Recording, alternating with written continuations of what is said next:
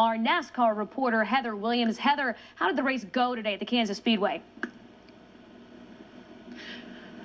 Well, Jen, it was kind of a wreck fest, a lot of wrecks. It was kind of crazy. The weather played a huge part in the race because it was cold. At the beginning of the weekend, it was in the 80s. Today, it was only in the 50s and really windy. So drivers were battling the conditions, battling the wrecks, and it made for an interesting race before Kevin Harvick got to victory lane. Well, with a lot of wrecks like that, Heather, it has to have a huge effect on the chase, doesn't it? Absolutely. You know, when you talk about the chase for the championship coming into this weekend, a lot of people considered this to be a three-horse race between Matt Kenseth, Jimmie Johnson, and Kyle Busch. None of them had very good days today. Jimmie Johnson was 6th. He was the highest finisher of those three, and Kyle Busch actually finished back in the 30s because he was involved in several of the accidents. So it made for an interesting day and opened the door for somebody else to throw their name into the ring as far as the chase for the championship goes, and Kevin Harvick took advantage. Right on the first lap, it pretty much set the tone for one of the big three. Kyle Busch on lap 1, courtesy of Danica Patrick. It was the first of an unusually high 13 cautions at the Kansas Speedway. It was like riding on a razor blade as you would go into the corner and go through the corner every lap. It was hair-raising, to say the least, just because you're right on the edge of spinning out. These surfaces are too smooth, and we don't want bumps. I'm not talking about bumps. I'm talking about the abrasiveness of the racetrack. Kansas native Clint Bowyer started in the middle of the pack and used some strategy and hard driving to work as high as 4th.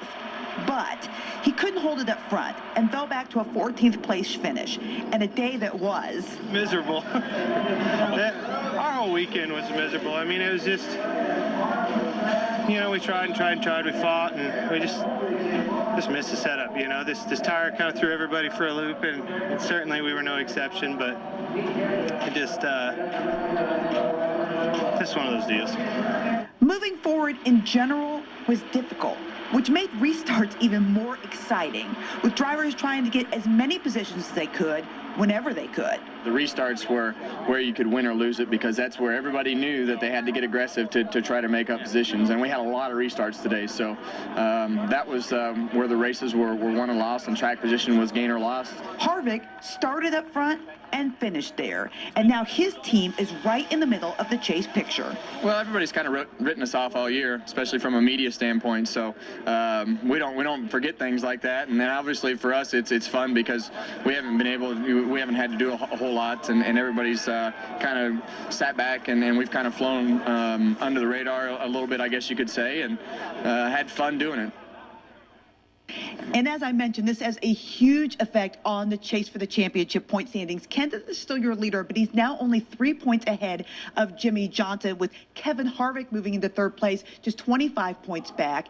Jeff Gordon is now also 25 points back, and Kyle Busch 35 points back. They're really the only ones within legitimate reaching distance of Kenseth, the leader.